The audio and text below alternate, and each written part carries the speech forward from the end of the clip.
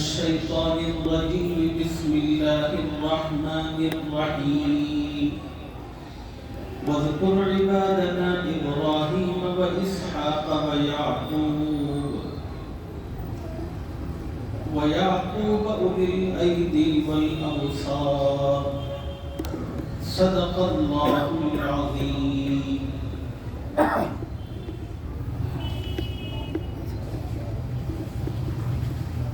گزشتہ سبق میں آپ حضرات کی خدمت میں قرآن پاک کی جن آیتوں کا خلاصہ عرض کیا گیا تھا، ان آیتوں میں اللہ تعالیٰ نے حضرت ایوب علیہ السلام کے واقعے کو بہت تفصیل کے ساتھ بیان فرمایا.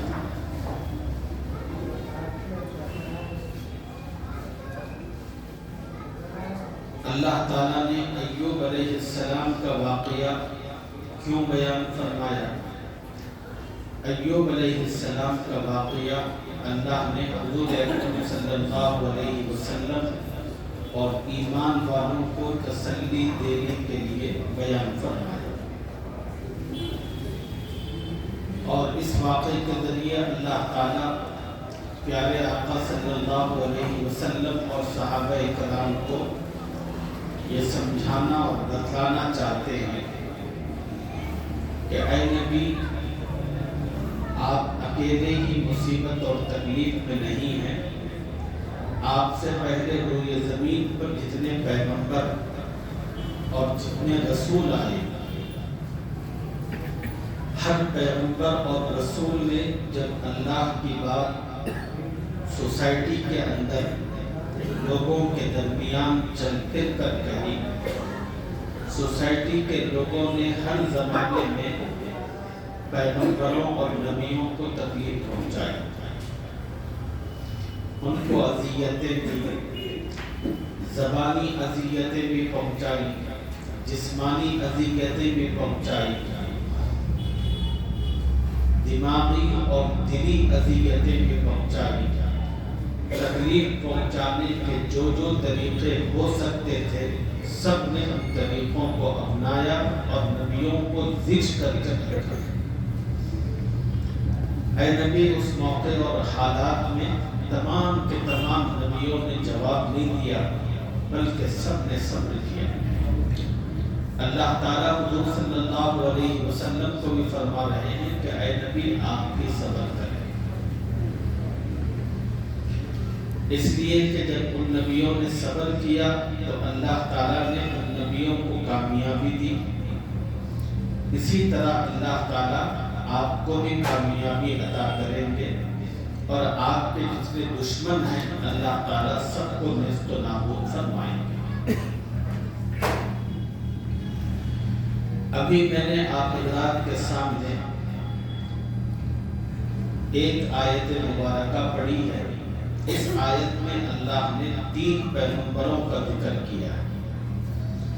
ایک ہیں ابراہیم علیہ السلام، دوسرے ہیں اسحاق علیہ السلام، اور تیسرے ہیں یعقوب علیہ السلام.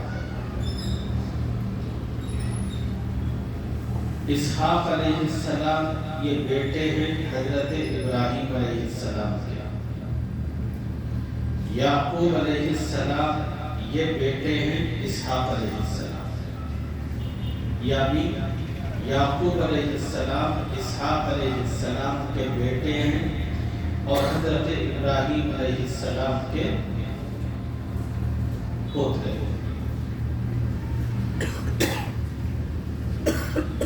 ان 3 پیغمبروں کا ذکر کر کے اللہ تعالیٰ حضور صلی اللہ علیہ وسلم کو پھر تسلی دے رہے ہیں. اے نبی، یہ 3 پیغمبر تھے، اللہ نے انہیں بھی نبی اور رسول بنا کر اپنی اپنی قوم کے درمیان بھیجا تھا. ان لوگوں نے جب اللہ کی دعوت لوگوں میں پھیلانی شروع کی تو بے انتہا انہیں مخالفتوں کا سامنا رہا. لوگوں نے بے انتہا اذیتیں اور تکلیفیں دی. ابراہیم علیہ السلام کی جو اذیت اور تکلیف تھی وہ تو ایک مثال بن چکی ہے.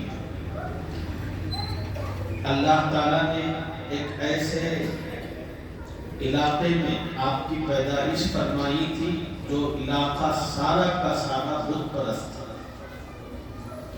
اور جس گھر میں پیدا ہوئے تھے اس گھر کے اندر آپ کا جو باپ تھا نہ صرف یہ کہ بت پرست تھا بلکہ بتوں کو بنا کر بیچا کرتا تھا۔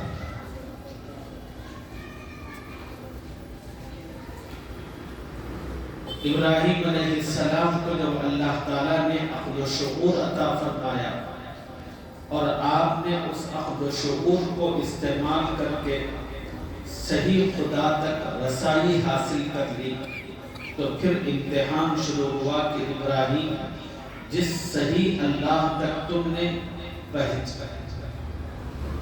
رسائی حاصل کی ہے اس اللہ کا تعارف سب کے درمیان کرو۔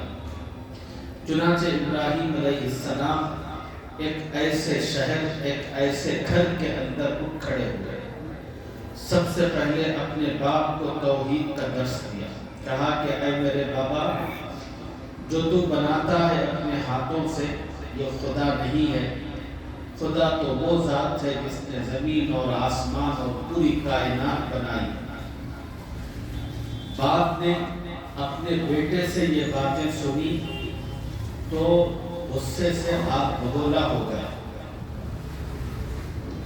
اس نے اپنے بیٹے کو دھمکاتے ہوئے کہا، ابراہیم، تیری مت مانی گئی ہے، تیرا دماغ خراب ہو چکا ہے، یہ کیا تو نئی نئی بہکی بہکی باتیں کر رہا ہے؟ خدا تو یہ مورتیاں ہیں، یہی سب کچھ ہے، اور تو ایک خدا کی بات کرتا ہے۔ کہنے لگا کہ ابراہیم، اگر تو ان باتوں سے باز نہیں آئے گا تو تجھے پتھر مار مار کر ختم کر دوں۔ چنانچہ باپ نے ابراہیم علیہ السلام کو اپنے گھر سے مار کر بھگایا۔ پھر ابراہیم علیہ السلام نے قوم کے سامنے بات رکھی ایک اللہ کی۔ اب تک گھر کے افراد دشمن ہو چکے تھے، اب پوری قوم دشمن ہو گئی۔ ابراہیم علیہ السلام نے قوم کو سمجھانے کے لیے ایک دن موقع پا کر ان کے بت خانے میں داخل ہو کر تمام بتوں کو توڑ کر تہس نہس کیا۔ اس کا مقصد ایک ہی تھا، یہ بتانا چاہتے تھے کہ یہ بت بے بس ہیں، کچھ نہیں کر سکتے۔ اس دور کے جتنے پجاری تھے، تمام پجاریوں نے لوگوں کے دماغوں میں یہ بات بٹھا رکھی تھی، اگر تم ان بتوں کی پوجا نہیں کرو گے تو یہ تمہاری زندگی مشکل کر دیں گے۔ لوگ انہی وہموں کی وجہ سے بتوں کو چڑھاوے پیش کرتے تھے، سب کچھ کرتے تھے۔ ابراہیم علیہ السلام اسی وہم کو جو پجاریوں نے لوگوں کے دماغوں میں بٹھایا تھا اس کو توڑنا چاہتے تھے۔ اس کو توڑنے کے لیے انہوں نے بتوں کو توڑا اور قوم کو بتایا یہ جتنے پجاری ہیں یہ سب کے سب پیٹ پالو ہیں، اس سے زیادہ ان کی کوئی حقیقت نہیں ہے۔ یہ لوگ غلط باتیں ان بتوں سے متعلق تمہیں سمجھاتے ہیں، یہ اتنے بے بس ہیں، میں نے ان کے ہاتھ توڑے، ان کا پیٹ پھاڑ دیا، مگر یہ میرا بال تک دیکھا نہیں کر سکتا۔ اور ابراہیم علیہ السلام دوسرا مثال یہ دینا چاہتے تھے، جو بت اتنے مجبور اور بے بس ہیں، خود کی سیفٹی نہیں کر پا رہے، وہ تمہاری کیا سیفٹی کریں گے؟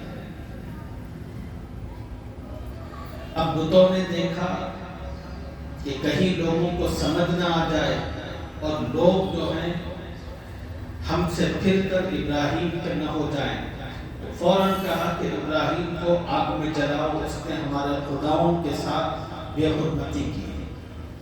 چنانچہ ابراہیم علیہ السلام کو ختم کرنے کے لیے ان لوگوں نے ایک زبردست آگ جلا کر اس میں پھینک دیا، لیکن اللہ بھی اس کو بچانا چاہے، دنیا کی ساری قوتیں اور طاقتیں مل کر بھی اس کو ختم نہیں کر سکے۔ ابراہیم علیہ السلام کو ختم کرنے کی دشمنوں کی سازشیں سب کی سب اللہ نے ناکام کر دی۔ پھر اللہ کی طرف سے ہجرت کا حکم آیا، اپنے وطن کو چھوڑ کر ملک شام فلسطین گئے۔ پھر چند دنوں کے بعد اللہ نے حکم دیا کہ ابراہیم اپنی بیوی بچے کو مکہ المکرمہ لے جا کر چھوڑو۔ ابراہیم علیہ السلام نے وہ کی بھی کیا۔ پھر چند دنوں کے بعد اللہ نے خواب دکھایا کہ ابراہیم اپنے بیٹے کے گردن پر چھری رکھو۔ یہ پورے آزمائش ہیں، یہ پورے حالات ہیں۔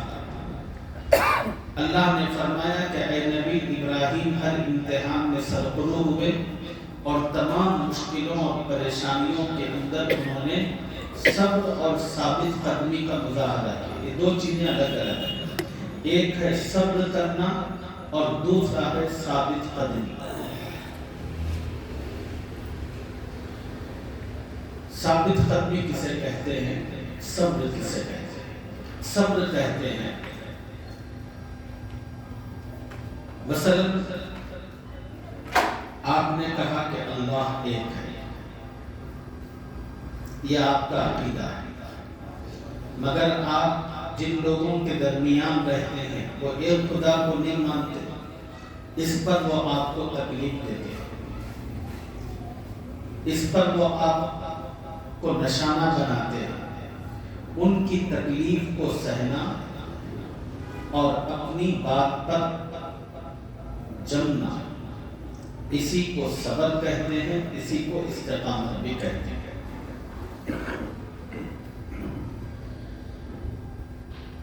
استقامت یہ ہے کہ آج تو آپ نے پہلے دن ثابت صبر کیا، کل دوسرے دن پھر کوئی تکلیف پہنچی تو آپ چھوڑ کر ہٹ گئے اپنی بات سے، تو کہیں گے تھوڑا صبر تو کیا تھا لیکن انہوں نے ثابت قدمی نہیں دکھا۔ ثابت قدمی کہتے ہیں اپنی بات پر جم جانا، مارتا ہے تو مار، توڑتا ہے تو توڑ، جو کچھ کرتا ہے تیرے بس میں کر لے، لیکن میں جس چیز کی گواہی دیتا ہوں اس سے ایک قدم بھی پیچھے نہیں ہٹوں، میری جان بھی جاتی ہے تو چلی جائے۔ اس کو کہتے ہیں ثابت قدمی۔ تو اللہ تعالیٰ نے کہا کہ دیکھو ابراہیم علیہ السلام ان کی ساری زندگی صبر اور ثابت قدم رہی، اے نبی آپ بھی صبر اور ثابت قدم رہے۔ پھر اسی طرح کا معاملہ اسحاق اور یعقوب علیہ السلام کا بھی تھا۔ ان پیغمبروں کو بھی اپنے زمانے میں لوگوں سے بڑی تکلیفیں اذیتیں پہنچی، ان لوگوں نے بھی صبر کیا۔ اب اللہ تعالیٰ ان تین پیغمبروں کا ذکر کر کے ان کی تعریف کر رہے ہیں، کیا کہہ کر؟ اولی الایدی والابصار۔ اے محمد صلی اللہ علیہ وسلم ہمارے بندوں میں ابراہیم، اسحاق اور یعقوب علیہ السلام کو یاد کرو جو ہاتھ اور آنکھیں رکھتے تھے۔ اولی الایدی والابصار جو ہاتھوں والے تھے اور آنکھوں والے تھے۔ اب آپ کہیں گے بھئی یہ کیا تعریف ہے؟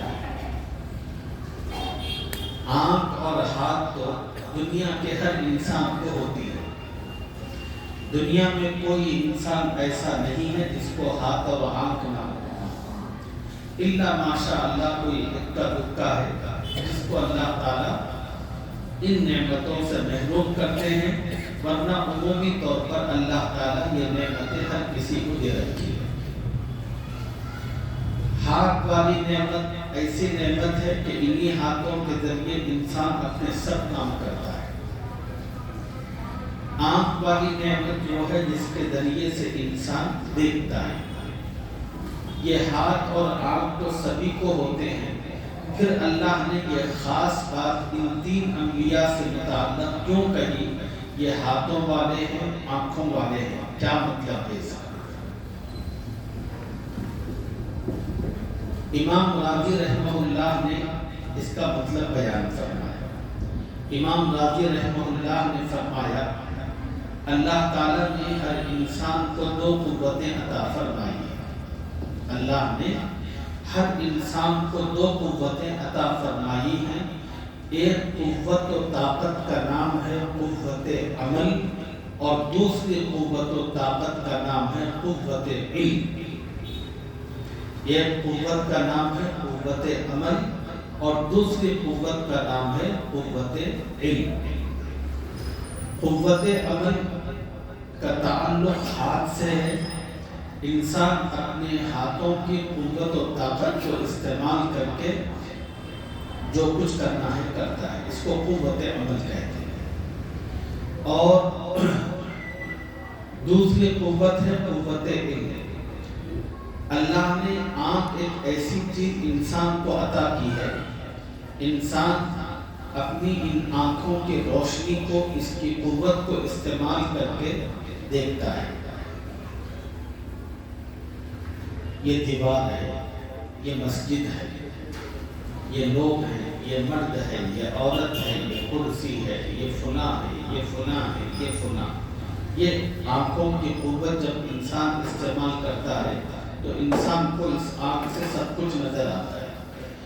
پھر انسان جو کچھ دیکھتا ہے پھر اسی کی فوٹو اپنے دماغ کو بھیجتا ہے۔ دماغ آنکھ نے جو فوٹو دیکھ کر اس کو بھیجی ہے سگنل، پھر اس کو تجزیہ کرتا ہے، اس کو دیکھتا ہے، اور دیکھ کر اس کے بعد دماغ فیصلہ دیتا ہے کہ یہ چیز صحیح ہے، یہ چیز صحیح نہیں ہے۔ تو اس کے نتیجے میں انسان کو علم حاصل ہوتا ہے اس آنکھ کے ذریعے۔ اب اللہ تعالیٰ نے قرآن کی اس آیت میں 3 پیغمبروں سے متعلق جو کہا کہ یہ ہاتھ والے اور آنکھ والے ہیں، تو امام راضی نے فرمایا کہ یہ 3 انبیاء سے متعلق اللہ تعالیٰ یہ فرما رہے ہیں ان انبیاء میں قوت عمل بھی زیادہ تھی اور قوت علم بھی اوروں کے مقابلے میں زیادہ تھی۔ اس کی اور بہترین تفسیر امام زمخشری رحمہ اللہ نے کی ہے۔ امام زمخشری نے فرمایا جو انسان اپنے ہاتھ اور اپنے آنکھ کا صحیح استعمال کرتے ہیں وہی حقیقت میں انسان کہلانے کے مستحق ہیں۔ جو انسان اپنے ہاتھ اور اپنے کان آنکھ کا صحیح استعمال نہ کرے وہ انسان کہلانے کے مستحق نہیں ہے۔ کہ انسان کا کام یہ ہے کہ اپنے ہاتھوں کو کی جو قوت اور طاقت ہے اس کو بھلائی کے اور اچھائی کے کاموں میں صرف کرے، اور انسان اپنی آنکھوں سے انہی چیزوں کو دیکھے جو اللہ تعالیٰ پسند کرتے ہیں، اور جو چیزیں دیکھنا صحیح نہیں ہے وہاں پر اپنی نگاہوں کے استعمال کو بچائے جائے۔ اور جو لوگ اپنے ہاتھوں کی قوت و طاقت اور نگاہوں کا غلط استعمال کرتے ہیں یہ انسان کہلانے کے مستحق نہیں ہیں۔ اور اس آیت میں اللہ ان 3 پیغمبروں کی تعریف کرتے ہوئے یہ بتا رہے ہیں یہ پیغمبر وہ تھے جو اپنے ہاتھوں کی قوت و طاقت کا بھی بہترین استعمال کر کے لوگوں کو فائدہ پہنچاتے تھے، اور یہ پیغمبر وہ تھے جو اپنی نگاہوں کا صحیح استعمال کر کے اپنی نگاہوں کی قوت و طاقت کو انہی چیزوں میں استعمال کرتے تھے جن چیزوں میں نگاہوں کے استعمال کی اللہ نے اجازت دے رکھی ہے۔ اللہ تعالیٰ اپنے کرم سے مجھے اور آپ کو بھی اپنے ہاتھوں کی قوت و طاقت اور اپنے نگاہوں کی بھی قوت و طاقت کو صحیح استعمال کرتے ہوئے صحیح معنوں میں انسان بننے کی توفیق عطا فرمائے۔ اب اگلی جو 2 آیتیں ہیں ان 2 آیتوں میں اللہ تعالیٰ نے عصمت انبیاء اس سے متعلق عصمت انبیاء سے متعلق بڑی اہم باتیں بتائی ہیں۔ عصمت کہتے ہیں حفاظت۔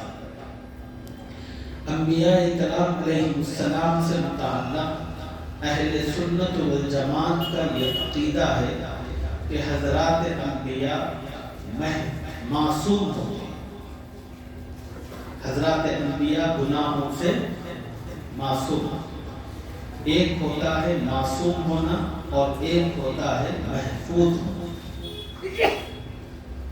دو لفظ ہیں، ایک لفظ ہے معصوم ہونا اور ایک لفظ ہے محفوظ ہونا۔ محفوظ کا مطلب الگ ہے، معصوم کا مطلب الگ ہے۔ محفوظ اسے کہتے ہیں جس میں گناہ کرنے کی صلاحیت اور طاقت ہو اور اس کے باوجود وہ اس سے حفاظت میں رہے۔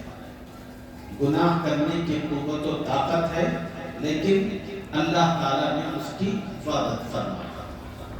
محفوظ کا مطلب یہ ہے۔ معصوم کا مطلب یہ ہے، یہ وہ ہوتے ہیں کہ جن کے اندر گناہ کی صلاحیت ہی نہیں ہوتی۔ معصوم کا مطلب کیا ہوتا ہے؟ جن میں گناہ کرنے کی صلاحیت ہی نہیں ہوتی۔ اور تمام انبیاء سے متعلق اہل سنت والجماعت کا عقیدہ ہے کہ انبیاء کرام معصوم ہوتے ہیں۔ اب انہی انبیاء کی عصمت سے متعلق اگلی دو آیتوں میں اللہ تعالیٰ نے بڑی اہم بات بتائی ہے۔ انشاءاللہ اس کی تفصیل اگلے سبق میں آپ حضرات کی خدمت میں عرض کریں گے۔ اللہ مجھے اور آپ کو قرآن کا صحیح فہم اپنے کرم سے عطا فرمائے۔ سبحان